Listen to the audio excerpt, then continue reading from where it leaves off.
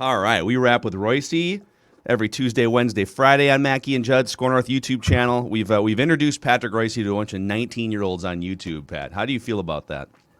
That's good. I like the youth of America.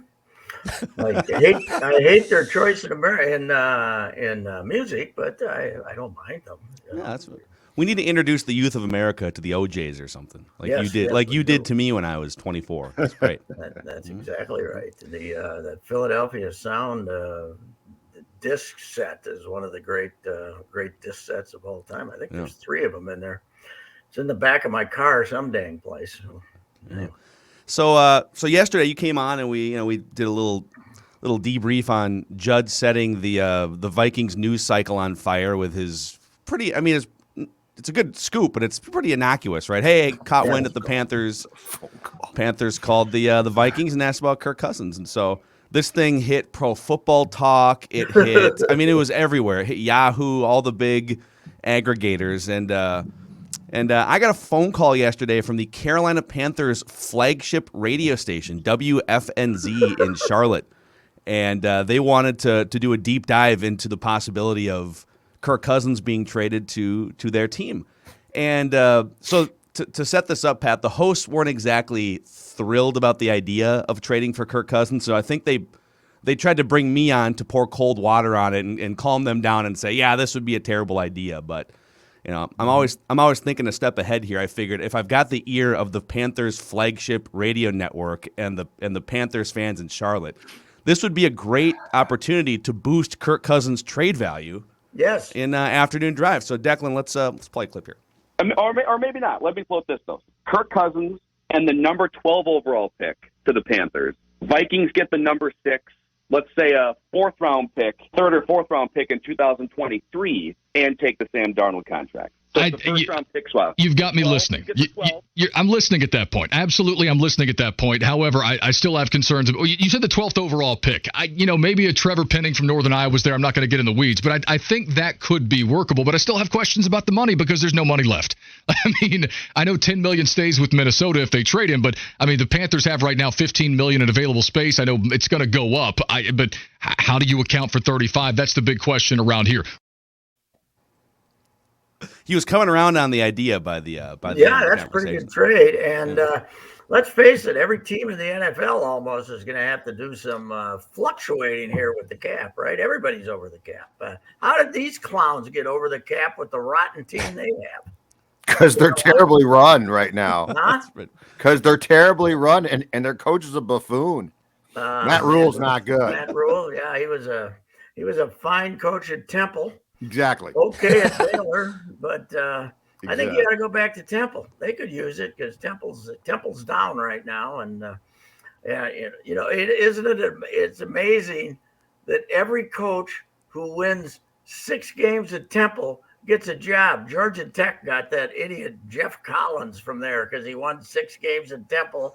And now he's won 6 games in 3 years at Georgia Tech. If you win any games at Temple, you're on the rise, baby. And not many of those guys work out. So the Temple coaching tree, Pat. Yes, that's the key. The Temple coaching tree. Temple coaching tree. There was, I think Temple beat Penn State about 3 years ago for the first time in 72 years or something like that. So if you win a couple of games at Temple, man, you're on the rise. And I don't know why. Why would that guy leave Baylor? Matt Rhule. Money? Leave Baylor. What does he think he's going to accomplish? He's got to know what. You got to look in the mirror and know you're kind of an idiot if you're him, right? Exactly. Buffoon check. This is it. This is as high as I want to go. What do I want to? What do I want to do? Baylor, they let me cheat all I want to down here. What the hell is up, man? Baylor, they got basketball players killing each other, and they just keep on rolling, baby. That's the way it goes. 10 years. Forgot about that. That's right. Oh yeah. And now they're winning the national championship, and we're all happy for them. They say that Scott Drew is a very creative recruiter down there at Baylor. So.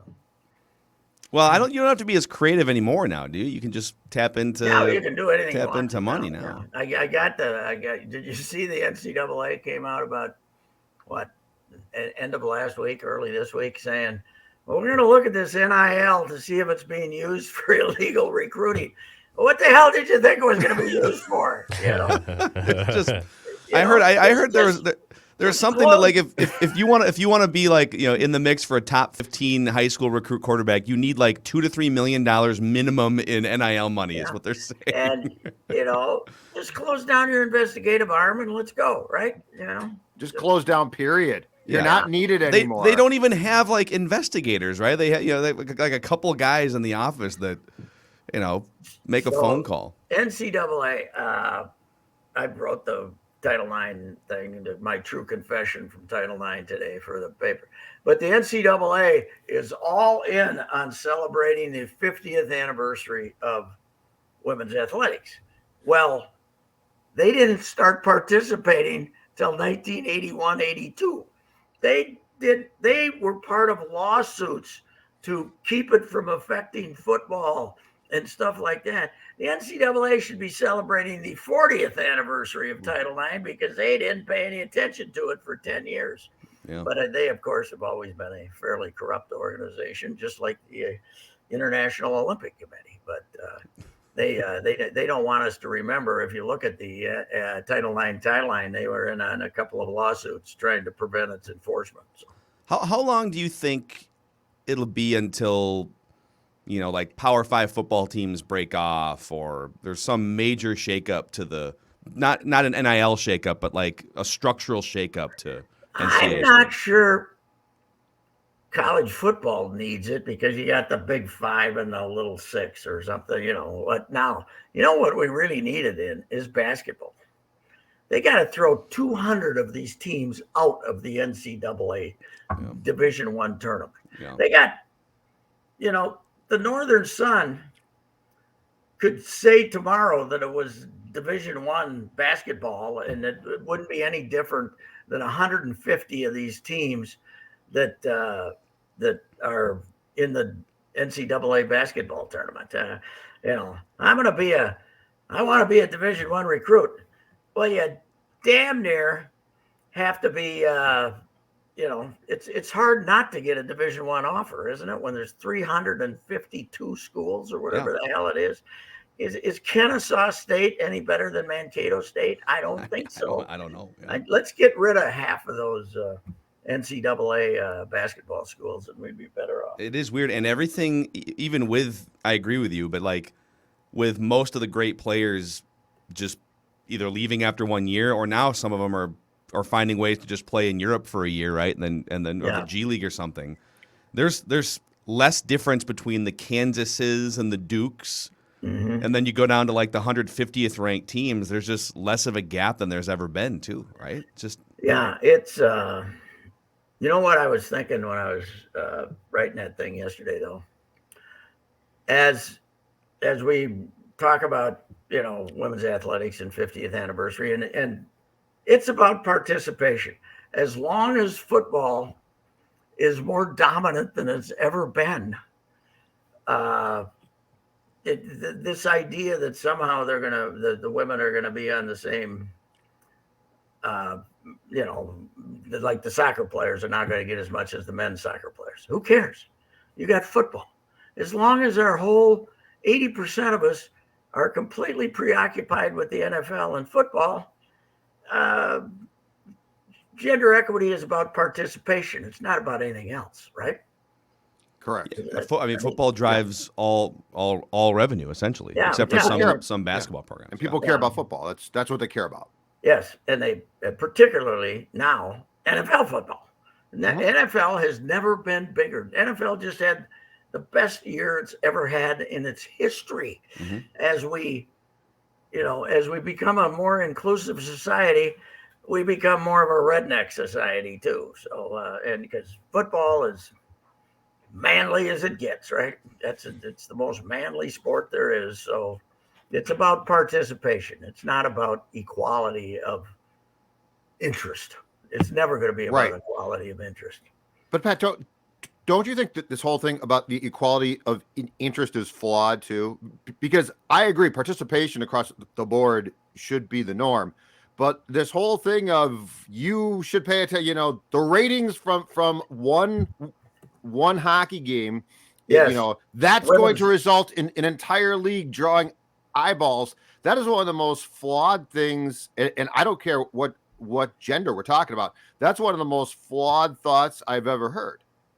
Yeah, it is. It just, and it's been that way for every, we've started leagues based on getting decent rating for one event in the Olympics for years and years and years, and it doesn't work. Football is, as long as football's king, not much is changing. But I do, the one thing I like about the NFL being dominant like it is, it keeps the other football in its place. Soccer keeps soccer over here. Oh, you mean football? Yes. That, let's face it, this country was started to go to hell when we let soccer come over here in the 1970s. So you blame soccer and Trump or what? We should have never let them in. Soccer, it's just it's they care about it in Europe. Let them have it. That's just my thought. No, I think I think soccer's catching up to our favorite American pastime, though. Oh, a lot of people under the age of 30. What favorite pastime is that? Under the age of 30, soccer's killing it. But that's all based on singing songs and drinking. They don't know who the hell's on the field. Nobody, 80% of them don't know who plays. It's called a pitch, Pat. Get it right. They're happy when the Loons score, but they don't know who's actually. Because they can twirl their scarves, Pat. That's why they're by happy. The way, twirl the scarf. And by the way, you can listen to those games right on Score North. Right here on Score. But the thing is, no one knows who any baseball players are anymore either. And at least they're having fun at soccer games. I mean, baseball, I like drinking a beer and eating a hot dog, but the atmosphere is pretty dead. Remember when we used to make the big deal about the opening day? I mean, my whole spring trainings when I covered them was devoted to who's going to be on the opening day roster. Yeah, well, that's Monday. Who's going to be here Wednesday? That's right. You're right. I used to keep track of rosters, right? I would look at the transactions and write them down and have a notebook with all the teams in it. That'd have to be a big notebook now, baby, because there's so many transactions now they don't even get in the transactions anymore. There's just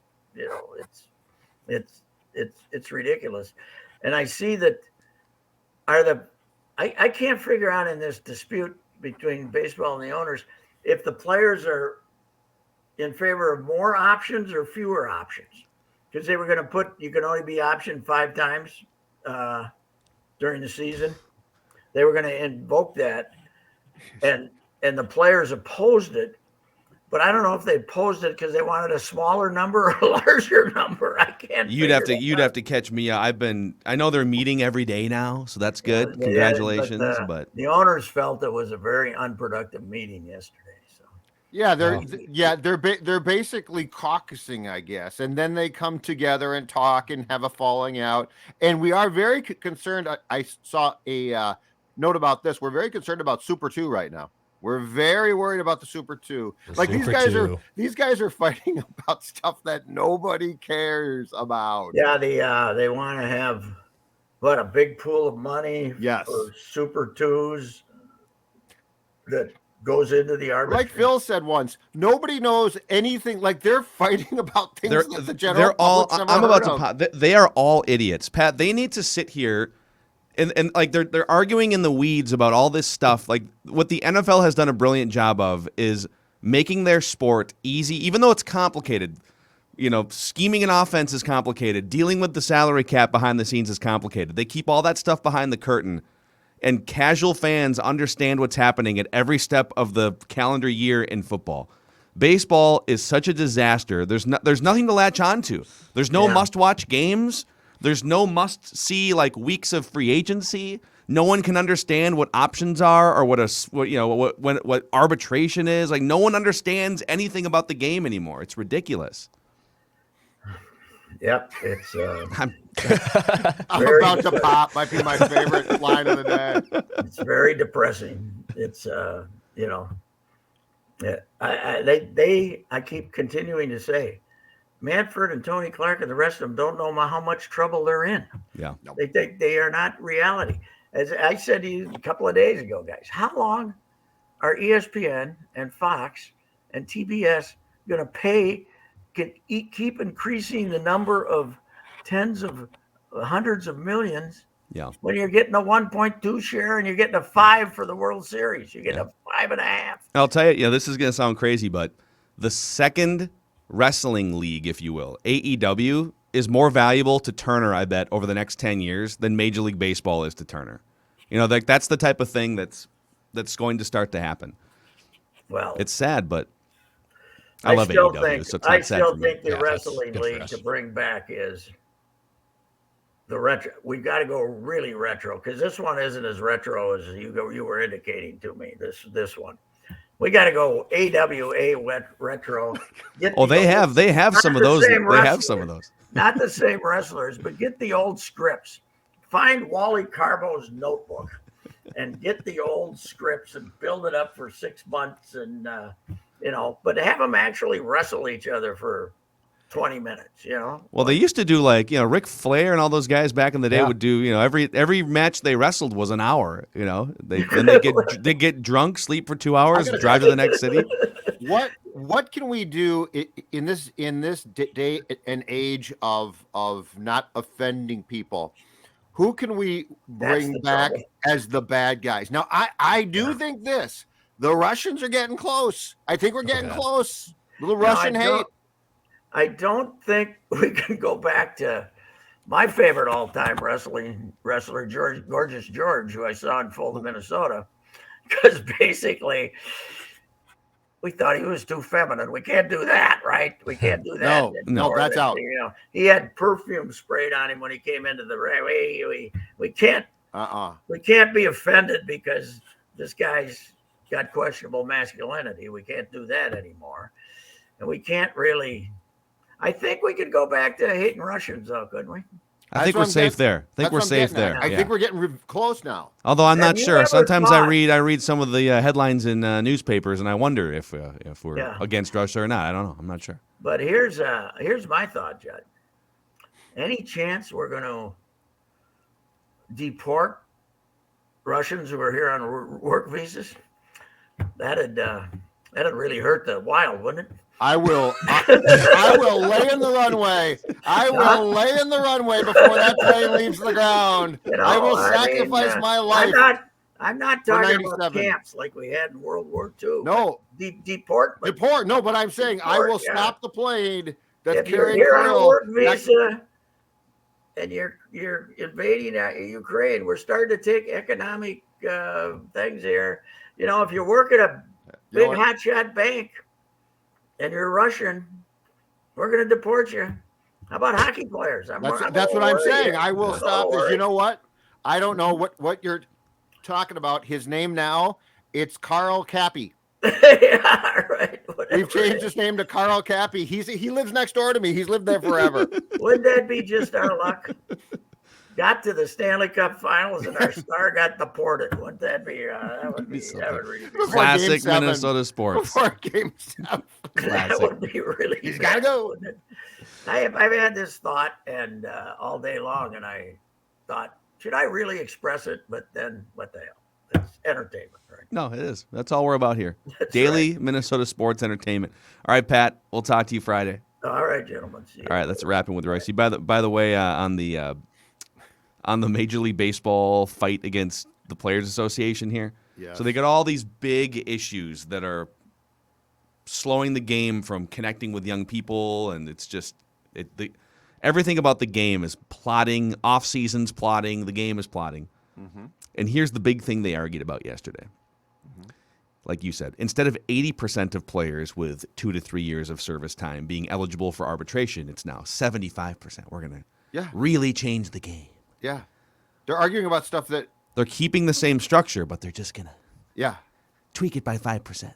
Yes. Okay, guys. And the thing about it is, so they essentially didn't talk for months. Now they're talking, but they're not making progress. They're just talking. And now the season's supposed to start in a month, but they're just talking to each other in circles. Anyways, I'm excited for the NFL That's fun. offseason. We got league year opening up here in a couple weeks. What Good times. idiots. All right, that's wrapping with Ricey. See you guys.